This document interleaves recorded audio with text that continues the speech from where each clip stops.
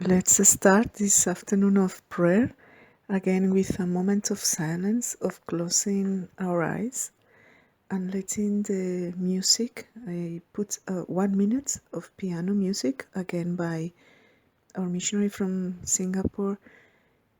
Let the music bring you into silence. Concentrate into the sounds of the piano, into the rhythm, let your breathing also come down as you prepare yourself to pray.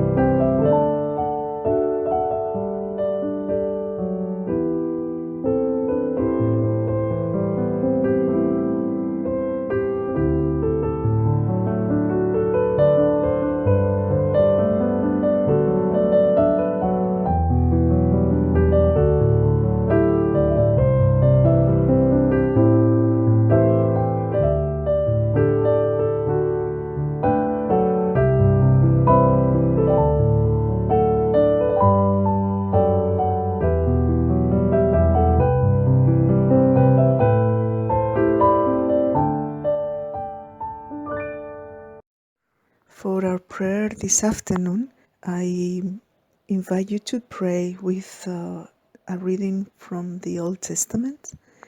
It's one of the reading from the prophet Isaiah. The end, almost the end of the prophet Isaiah is Isaiah 50, Isaiah chapter 50, verses 4 to 9. Isaiah 50, verses 4 to 9. And I don't know if this morning you got to do the exercise of prayer that I was talking about, like sitting down and making a list of all the things God has done for me, how God has loved me, how Jesus has made His love known to us. I don't know if you got to do that exercise, but when now I was reading this fragment from the prophet, I realized that somehow this is what he's doing in this moment. He starts saying, "The Lord has given me a disciple's tongue," and then he goes, "The Lord has made my ear alert every morning. The Lord has opened my ear. The Lord comes to my help. The Lord has granted me saving grace. God is always near." He's like making this list of the things he realizes that God has done for him. So the prophet is like sitting down and writing down. I found it so amazing. I had already decided to do this Isaiah 50, but when I read it again, I thought, oh my goodness, this is such a good exercise of prayer, of becoming aware of the power that God's love has already had in our lives, of the transforming grace that we have already experienced in our own lives. Also reminded me, when I was, like 20 years ago, a little bit more, my father passed away. He got a very quick and aggressive lung cancer. So by the time we realized he was sick, there was nothing to do. He passed away, and he was a fisherman. It was his job. And then we did the funeral and then all the everything. And when everything was finished, I remember we were in the house, in my parents' house, and there was only the family. So it was there are 6 of us, like brothers and sisters, the siblings, and my mom, and then my 2 oldest sister and my brother. They were already married, so they were the husbands were already there. So we were there, and I don't know how it came to be, but we decided. So I don't know who started that we were going to say, each one of us, something that my dad had done for us. I don't know. It was like I think my oldest sister started saying, "Oh, I just remember how every time he will bring the coffee for himself in the afternoon, and he will remember that I take sugar and these type of things." No, so she started, and then each one of us had to say something, at least one thing. No, so that was what we were doing. So one of my sisters, I remember that she had a lot of trouble, the early 80s. She was in her early 20s. So she got into a lot of troubles. And my dad, being as serious as he always was, always had her back. So that's what my sister remembered, calling him from a payphone, or these old payphones in the middle of the night, and saying, "Dad, come to pick me up." She just remembered these type of things. Seeing my dad angry at her and at the same time worried for her, she was very grateful. My brother spoke about how my dad taught him how to value the sea, the ocean. My father was in love with the oceans, so he taught him, how to respect the waters. He will say always, if you respect the sea will respect you. And now my brother is a captain. He's a captain in a very big yacht in Spain. So we were doing that. Myself, I remember that my father used to tell me, because I also got into a little bit of trouble when I was a teenager, and my dad used to tell me, okay, he will get very angry many times and will send me to my room, but then sooner or later he will come and say, okay, I'm angry, but you have to please remember that you never have to be afraid to come home. I remember that as, I was so grateful for him, because for me, even if sometimes I just didn't listen, 15, 16 years old, so were very, very funny in my life. So I just really didn't listen to orders or commandments or anything like that. And I remember my friends being like, oh, if my father finds out, or my mom is going to kill me. And I knew I never had that, because my father had told me so many times, this is always going to be your safe place. Never be afraid of being home. I just remember that, and so we were all of us doing that, no. And as the afternoon passed, at least in me, it was growing this sense of gratitude. I remember feeling just gratitude. It's such an amazing feeling, when you experience how within you an deep experience of gratitude comes up. Listening to the things he had done, even when he will wake up early in the morning and it was bad weather, he couldn't go out to fish, so he will start, because he didn't really was good at being at home, so he will start making things and making breakfast for us, and crazy breakfast, and my mom will get upset. And that sense of gratitude that comes to you when you stop and realize how much of who you are comes from people who have loved you, with their good and bad ways sometimes of loving you. For me, that moment, I realized that personally, a lot of who I am now, even as a missionary now, a lot of who I am comes from the way my dad loved me. I am never, never afraid of going to God. Never. No matter what, never. Because somehow within me, I grew up already with that feeling of, even if I'm angry, this is always going to be a safe place for you. And it seems that something like this, that's why I was remembering this experience. It seems that something like this also happened to the prophet, to Isaiah. No? In the reading, he says, the Lord has given me a disciple's tongue for me to know how to give. I know who give a word of comfort to the weary, because the Lord has given me the disciple's tongue. The Lord comes to my help, and that's why insult doesn't touch me. It's like he's realizing that who he is comes from the love that he has received from God. Why I say this? Because this afternoon I'm going to really invite you to continue in that spirit, if you want, of gratitude, in that spirit of looking at who you are in this moment, how you are. I don't know. Some of us are younger, some of us have a lot of life behind us, but whether you are 20 or 80, what is sure is that God has been loving you every single second of your life, and a lot of who you are comes from that love that you have received.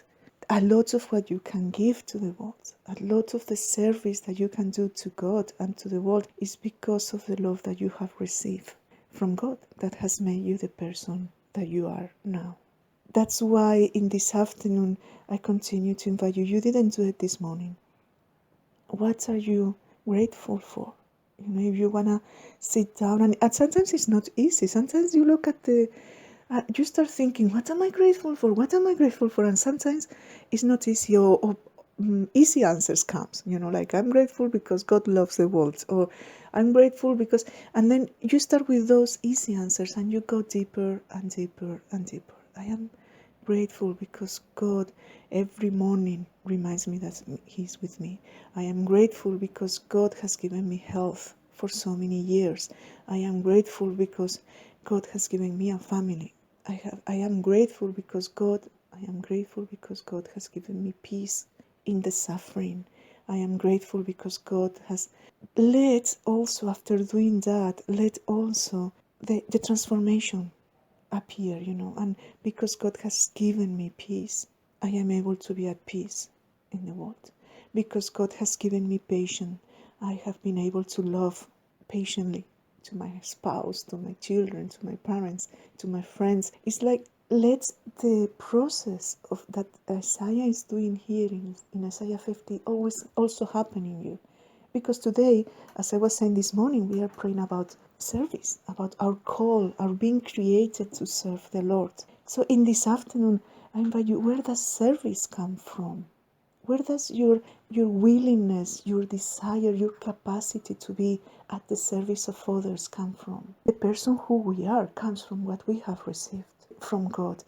That service that God invites us to live in our lives comes from what He has already prepared us to serve with. Some of us has given us this open ear. I'm gonna add to the email. I'm gonna add a link to that song that is a very well-known song. It's by Jesse. I don't know what. Is I'm gonna put the link. Is the song that says "Open my ears, Lord." Open my eyes, let me see your face. Open my heart, let me love like you. It's like I invite you to listen it, to pray with that song, to make that song your prayer.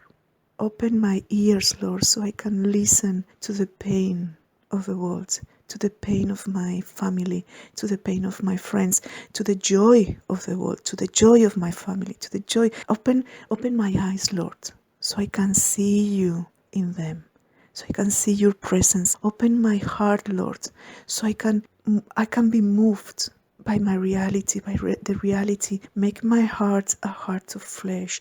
It's like make this song your prayer. Why? Because I am convinced that serving the Lord can only come when we are profoundly transformed by the love that God has poured down to us. We are going to be looking at Jesus a lot these coming days, seeing every step that Jesus does during Thursday, Friday, Saturday, even the resurrection.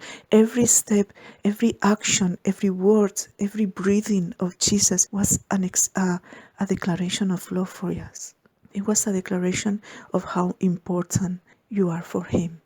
So this afternoon, I invite you to open your eyes, open your heart, open your ears to receive, So then you are able to give. We receive from God and we give to the world. Jesus himself seems that used to do these things, isn't it?